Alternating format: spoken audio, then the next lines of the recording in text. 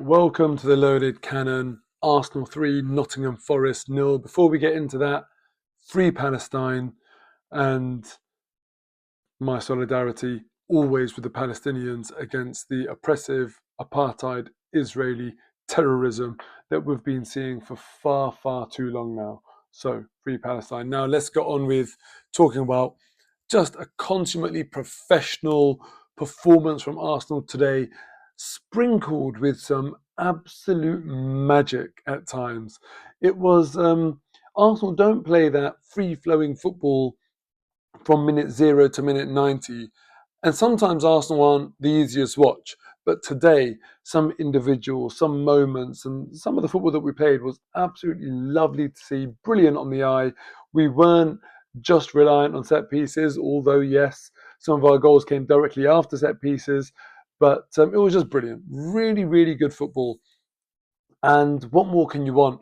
New signings, getting goals and getting assists. Brilliant to see. You know, when the game started, first thing that happened was, first thing of note that happened, Marino had that chance that came from a set piece. And you think to yourself, he's putting this away, especially after scoring a hat trick for Spain in the international break. He's got that goal scoring touch. And then Matt Sells makes a brilliant save and keeps himself big, gets in the way of the ball. And immediately after that, as the ball gets kind of breaks out and then up the pitch, Martin Erdegaard comes in at pace. I think it's Morgan Gibbs-White and Urian Timber that are going the other way, and Martin Erdegaard's coming in facing his own goal. He ends up getting clattered and then perhaps lands awkwardly. But watching that back, I was at that time in the game, I was thinking, no Saka, Rice isn't on the pitch, and now Erdegaard's off the pitch as well. And you think to yourself, in previous years, Saka, Rice, Erdegaard, none of them on the pitch, you'd be thinking, oh, I'm nervous. But at no point was I nervous. And that is the absolute takeaway from this reaction. Our squad, our strength in depth, our options off the bench. It is just absolutely brilliant. And right now, it feels great because we've sort of just assembled it. It cannot last forever. Players will obviously get unhappy. But I think right now we've got the base that we just need to maintain. So, yes, every time a player becomes unhappy, we need to either get someone in from Hale End or buy someone else to just maintain this level of squad depth and quality. But right now, the squad depth is looking unbelievable. And also, I say that Rice, Erdegaard, Saka, add Saliba to that mix as well. How could I forget about him? And we'll talk about all the different players that stepped into those positions and how well they did. But first, let's talk about this absolutely beautiful baller.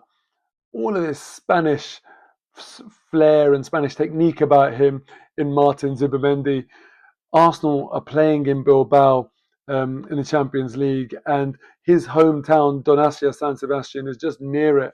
I would love to be going down to Spain, checking out the sights and the sounds, having a very special, memorable trip.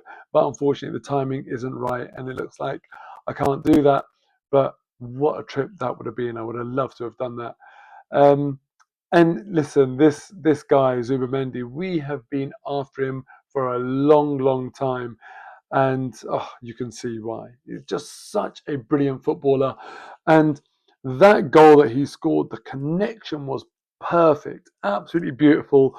And yeah, little flick of Murillo's head, and then even Sells gets a little bit of a hand to it, but that was just perfection. The way he struck that, and then almost replicated it with another volley, and then goes and scores a header.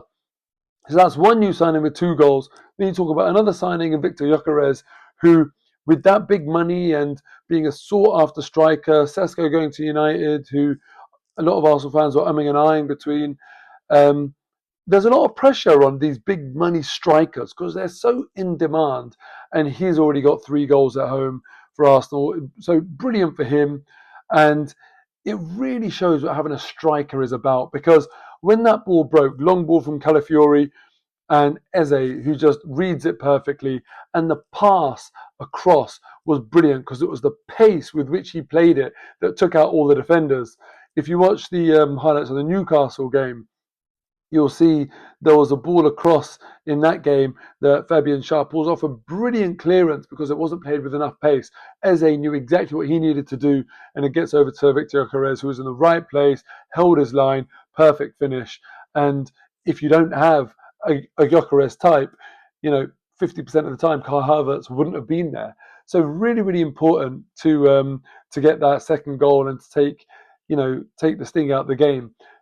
And one thing on back on Erdegaard, by the way. I don't know if people noticed, but it was actually Timber that might have injured him. It's either his shoulder when he's landed, or it was Timber's studs with his left boot on the left ankle of Martin Erdegaard. So hopefully he's back and okay, and hopefully we get Saliba, Saka back, because as well as all of these guys that I'm talking about did, we want our first choice players available. So brilliant from Gyökeres there. Assist for Eze, goal for Gyökeres, 2 goals for Zubimendi. Madueke had a blinder. And listen, if, like me, you were very, very skeptical about that signing, so far his start to life at Arsenal has been really, really good. Now, I spoke to a lot of Chelsea fans after that, and they were happy. Don't get me wrong, even though he's done really, really well, Chelsea fans were happy when that move got announced, because I think they couldn't believe how much they got for him. And they said, you're going to get tired of watching him play with his head down and not having any end product, just dribbling, dribbling, dribbling. And today it's unfortunate for him that he didn't get an assist, because, look, out of Eze and Madueke, I'd say Madueke was the better out of the two today. Eze was still brilliant, no complaints. I'm not digging him out. But Madueke, I thought, had a really, really strong game. And he had that opportunity to get an assist where he played a nice little pass to Gyökeres, who had followed his run, and Gyökeres hit the post. So I think on a different day, Madueke would have got an assist, but I really want Madueke to get a goal or an assist at least very, very soon, so that pressure doesn't mount. Right now, it could be new club bounce, and he's feeling really free, etc. But yeah, if the longer it goes on without him getting an assist or goal to his name, maybe the more sort of people will start talking about that, and I wouldn't want that to get to him. But he was brilliant today, and hopefully he'll make a lot of us eat our words about that signing. Mosquera is another one I've got to talk about today, because bloody hell he was good. I actually wasn't thrilled when we signed Mosquera either, because to me, from what I've seen of him, he's a very rash, overly aggressive player, and I was worried about him making mistakes. There was one moment where, straight after Chris Wood hit the crossbar, I think it was Hudson-Odoi who got through, and it was actually Mosquera's fault. He didn't take control of that situation, and he sort of confused Timber, who ended up falling over as he tried to swipe at the ball, and Hudson-Odoi got through on goal, but Mosquera's recovery tackle was absolutely brilliant. So I thought he did really well as well. David Raya, as usual, I don't know if he got hands to that chest from Chris Wood, if he got a little touch, but it was an absolutely brilliant save if he did. And, flawless as usual. Gabriel was immense. Urian Timber was a nightmare to play against. Calafiori was very good. Nwaneri solid. We don't talk about his age anymore, Nwaneri, just because he belongs. He's just there and he belongs. Trossard, when he came on, made a difference. Look at that cross that he put in. Look at his first touch. First touch is perfection, slightly to the right, so he doesn't have to waste time moving his body away to get that whip on the ball. He's done all the work with the ball, and also the way he just like sort of wedges that ball out from under his foot. You see, he doesn't kick it in a normal way. He just sort of stabs at it and gets like that elevation and that spin on it. Absolutely brilliant. And then Zubimendi goes and gets up. You've seen Chelsea away at Brentford not being able to convert it to victory. And Arsenal today have made Nottingham Forest, which are a good team, yes, albeit new manager, and it was nice to beat Tottenham's ex-manager. But they're not an easy team. They're not an easy team at all. So to win 3-0 at home, 3 goals, clean sheet, cannot complain. We are, as it stands, top of the league. Yes, I'm sure Liverpool will beat Burnley tomorrow, but we're in contention. We're a team that absolutely looks like we've got the capability to go all the way this year. And in order to do that, we need a really, really good home record, and we need to be winning games like this. And that's what we did. Up the Arsenal. See you next time.